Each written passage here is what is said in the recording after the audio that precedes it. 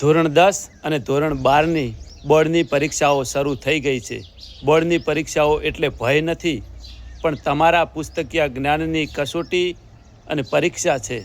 માટે જ જિંદગીથી હાર્યા સિવાય જિંદગીની પરીક્ષાઓ હજુ ઘણી બધી આપવાની બાકી છે.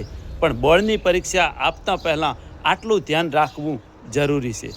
જુઓ આ વિડીયો. વિદ્યાર્થી મિત્રો, ધોરણ 10 અને 12ની પરીક્ષા માટે આપને ખૂબ ખૂબ શુભેચ્છાઓ. આવો પરીક્ષા આપતી વખતે વિદ્યાર્થીઓએ ધ્યાનમાં રાખવા જેવી અગત્યની માહિતી મેળવીએ. વિદ્યાર્થીઓ પરીક્ષા કેન્દ્રમાં પ્રવેશ કરતી વખતે પ્રવેશપત્ર હાથમાં રાખો, જેથી પ્રવેશ મેળવતી વખતે ચકાસણી કરવામાં સરળતા રહે. પરીક્ષા સ્થળ ઉપર બિનજરૂરી સામાન કે સ્કૂલ બેગ લાવવાની નથી. ભૂલથી લાવ્યા હોવ તો નિર્ધારિત કરેલ જગ્યાએ મૂકવી. પરીક્ષા સ્થળ પર દર્શાવેલ બેઠક વ્યવસ્થા જાણી લેવી. પરીક્ષા સ્થળ ઉપર મોબાઈલ કે કોઈ ઇલેક્ટ્રોનિક ગેજેટ લઈ જવું પ્રતિબંધિત છે. તેમ છતાં આપની પાસે ભૂલથી મોબાઈલ કે ઇલેક્ટ્રોનિક ગેજેટ રહી ગયેલ હોય તો કેન્દ્ર પરના સ્ટાફ પાસે પરીક્ષા ખંડમાં પ્રવેશતા પહેલા જમા કરાવો. પ્રિન્ટેડ કે હસ્તલિખિત પરીક્ષાલક્ષી માર્ગદર્શક વાંચન સાહિત્ય ભૂલથી લાવ્યા હોય તો પશ્ચાતાપ પેટીમાં મૂકવું. પરીક્ષા નંબર મુજબ બ્લોકની ચકાસણી કરી પરીક્ષા ખંડમાં પ્રવેશ કરો. પરીક્ષા ખંડમાં આપવામાં આવતી સૂચના કાળજીપૂર્વક સાંભળો. દરેકને મુખ્ય જવાબ વહી મળી જાય ત્યાં સુધી શાંતિથી બેસવું. ત્યારબાદ સૂચના મુજબ મુખ્ય જવાબ વહીમાં વિગત ભરવી. જેમ કે પ્રવેશપત્રમાં જે કેન્દ્ર નંબર આપેલો હોય એ કેન્દ્ર નંબર લખવો અને પ્રવેશપત્રમાં જે બેઠક નંબર છે એ બેઠક નંબર મુખ્ય જવાબ વહી અને પુરવણીમાં લખવો તથા બેઠક નંબર શબ્દોમાં પણ લખવો.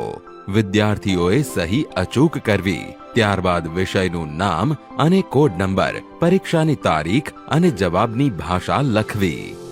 સીસીટીવી કેમેરા સમક્ષ પ્રશ્નપત્રનું પેકેટ ખોલવામાં આવશે અને વિદ્યાર્થી પાસે પ્રશ્નપત્રનું પેકેટ સીલબંધ છે તે બદલની ખાતરી કરાવી સહી લેવામાં આવશે. પ્રશ્નપત્ર પૂરું અને યોગ્ય મળ્યું છે તે ચકાસી લેવું. દરેક વિદ્યાર્થીઓએ બારકોડ સ્ટીકર પર લખેલ બેઠક નંબર તથા પ્રવેશપત્ર પર લખેલો બેઠક નંબર એક જ છે તેની ખાસ ચકાસણી કરી લેવી. પરીક્ષા દરમિયાન આપના પ્રવેશપત્ર પર નિરીક્ષકની સહી કાળજીપૂર્વક કરાવી લો. મુખ્ય જવાબ વહી અને પુરવણી મળ્યાના પત્રક પર સહી કરવી. પરીક્ષા દરમિયાન સમયની માહિતી આપતા બેલને ધ્યાને લઈને જવાબ લખો.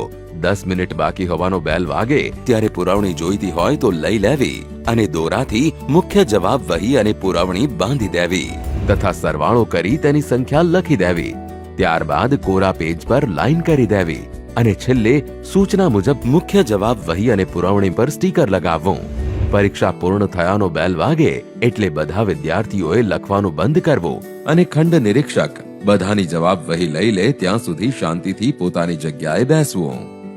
પરીક્ષાની સૂચનાઓનો અમલ કરી આત્મવિશ્વાસથી પરીક્ષા આપીએ. આભાર.